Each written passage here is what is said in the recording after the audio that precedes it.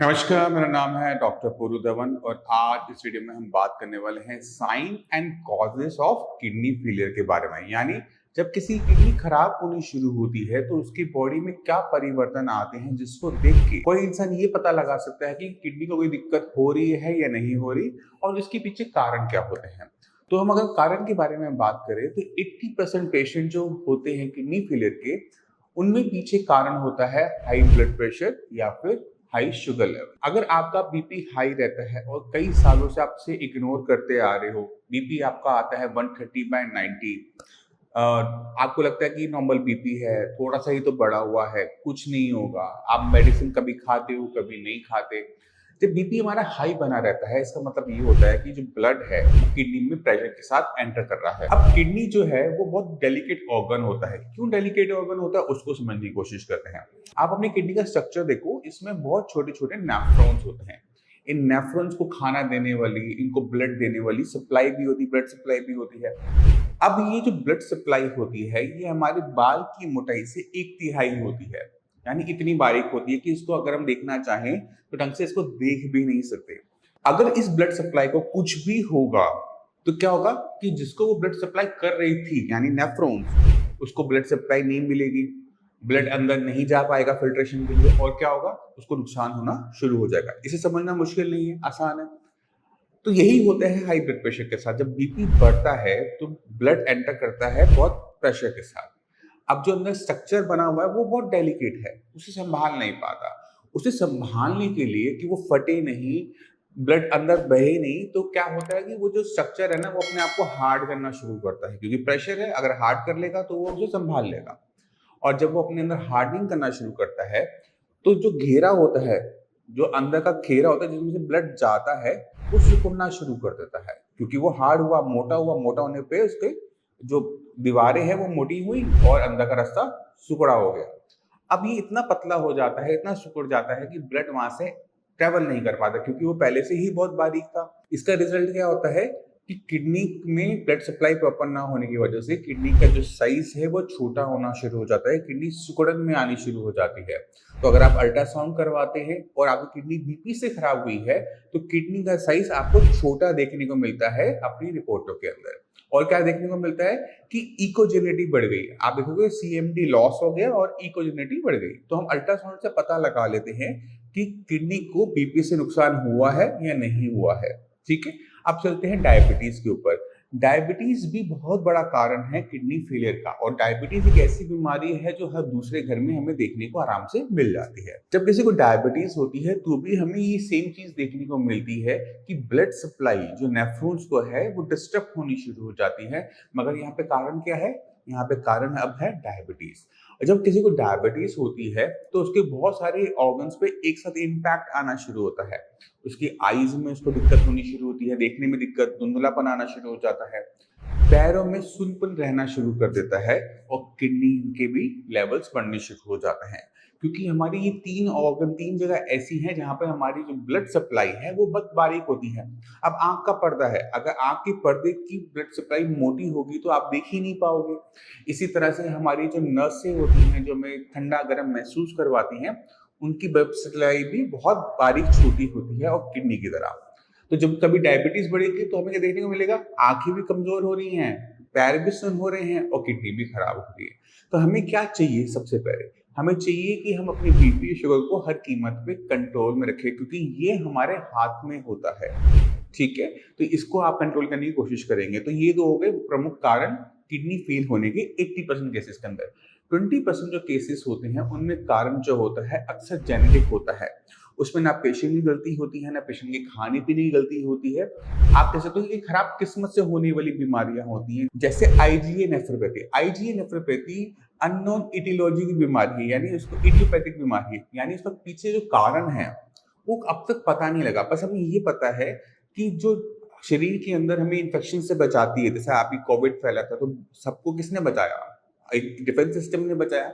अगर यही defence system अपनी किडनी को अपना ना माने, पराया मान ले, तो उस पर वो अटैक करना शुरू कर देता है। उसका असर क्या होता है कि पे किडनी के अंदर सूजन आनी शुरू होती है, और जैसे जैसे सूजन आती है किडनी अपनी काम करने की क्षमता को खोना शुरू करती है और क्रिएटिनिन लेवल, यूरिया लेवल बढ़ना शुरू हो जाता है। तो ये IgA नेफ्रोपैथी। दूसरी जो बड़ी बीमारी जो इस 20% में आती है वो है पॉलीसिस्टिक किडनी डिजीज, जो कि पूरी तरह से जेनेटिक होती है। अब इसके दो टाइप होते हैं, या तो आपके परिवार में आपके माता पिता में भी देखने को मिलेगी, उनको भी थी और आपको भी है। दूसरे केस के अंदर क्या होता है, आपके माता पिता नॉर्मल थे बट आपके अंदर देखने को मिल रही है। तो ये autosomal dominant polycystic kidney disease होता है।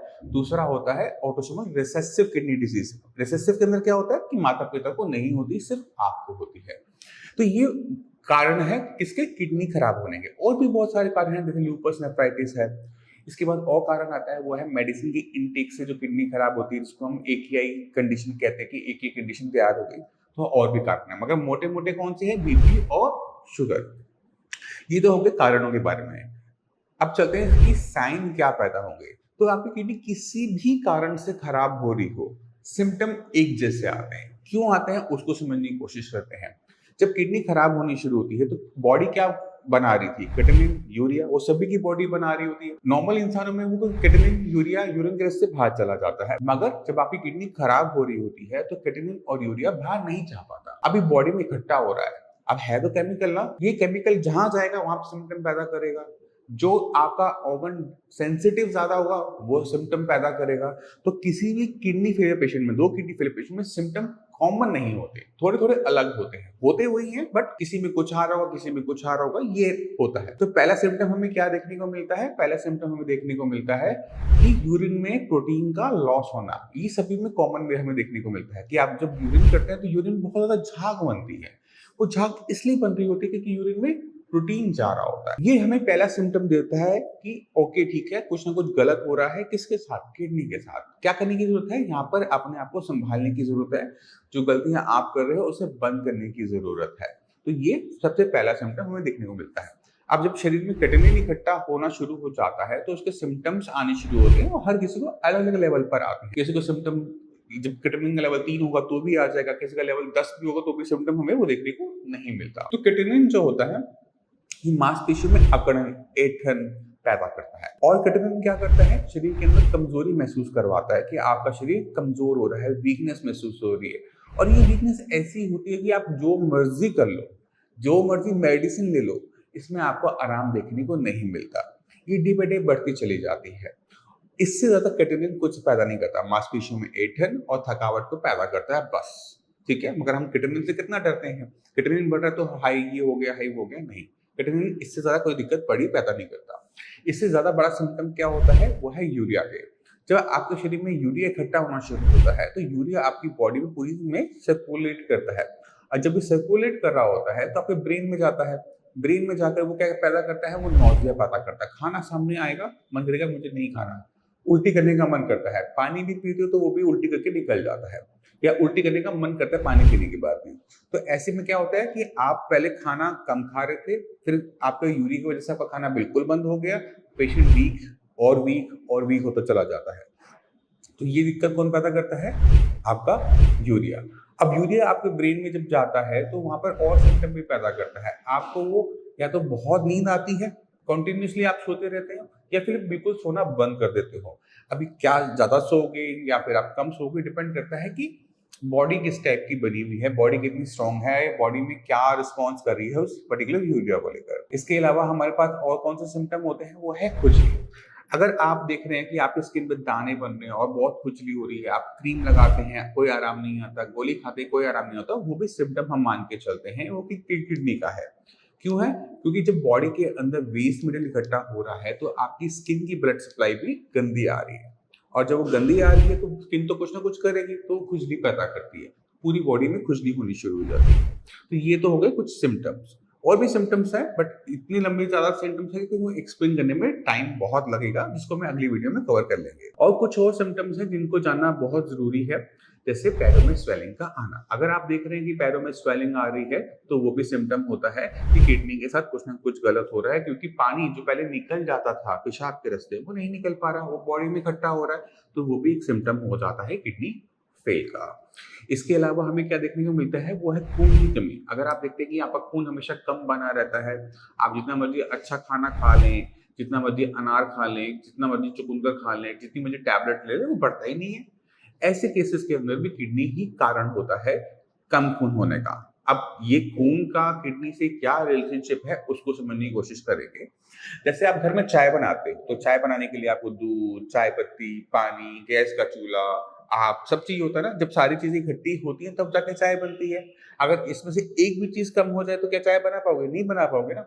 इसी तरह से बॉडी के अंदर खून बनाने के लिए भी बहुत सारी चीज़ों का इकट्ठे होना ज़रूरी होता है, जिसमें हम जानते हैं कि प्रोटीन हो गया, आयरन हो गया, फॉलिक एसिड हो गया, बी12 हो गया, है ना? इसके साथ एक और चीज़ की ज़रूरत होती है जिसे हम कहते हैं एरिथ्रोपोइटिन। एरिथ्रो मतलब ब्लड, पोइटिन मतलब उसे बनाने वाला। तो एरिथ्रोपोइटिन अब हमारे शरीर में कौन बनाता है? वो बनाती है किडनी। किडनी हार्मोन बनाती है जिसकी वजह से सारा जो चीजें हैं वो इकट्ठी होकर हीमोग्लोबिन को बनाती है, खून को बनाती है। अगर ये एरिथ्रोपोइटिन ही शरीर में कम बने तो क्या होगा? खून ज्यादा बनेगा, कम बनेगा? कम बनेगा। और यही होता है किडनी फेलियर पेशेंट के साथ। जैसे जैसे किडनी को नुकसान होना शुरू होता है बीपी से, शुगर से, तो किडनी अपना ये काम भी कम कर देती है, जिसकी वजह से हार्मोन एरिथ्रोपोइटिन कम बनता है। रिजल्ट क्या होता है कि खून की कमी हमें देखने को मिलती है।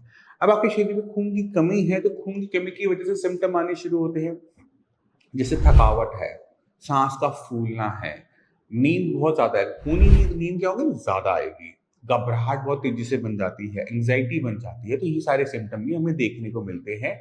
किसकी वजह से? किडनी की वजह से। तो ये जो लक्षण है ये आपको याद रखने की जरूरत है, और ये क्यों आ रहे हैं उसे समझने की जरूरत है अगर आप किडनी फेलियर का पेशेंट है। अगर आपकी बॉडी में कोई सिम्टम आ रहा है तो आपको पता है कि आपको कहाँ काम करना है। अगर आपकी सांस फूल रही है, घबराहट हो रही है, तो आपको पता है कि आपके शरीर में खून कम हो गया है, तो खून को बढ़ाने की जरूरत है। आप अपना टेस्ट करवाओ और अपनी मेडिसिन को वहां पर प्लेस करवाओ, जिससे आपके शरीर में खून बनना शुरू हो जाए। अगर खाना देख के आपका मन नहीं कर रहा खाना खाने का, तो मतलब क्या है? यूरिया बढ़ रहा है। यानी हमने जो खाना खाना है वो हल्का खाना खाना है, और खाने की भूख बढ़ाने के लिए जो भी ट्रीटमेंट चाहिए वो आपको लेने की जरूरत है।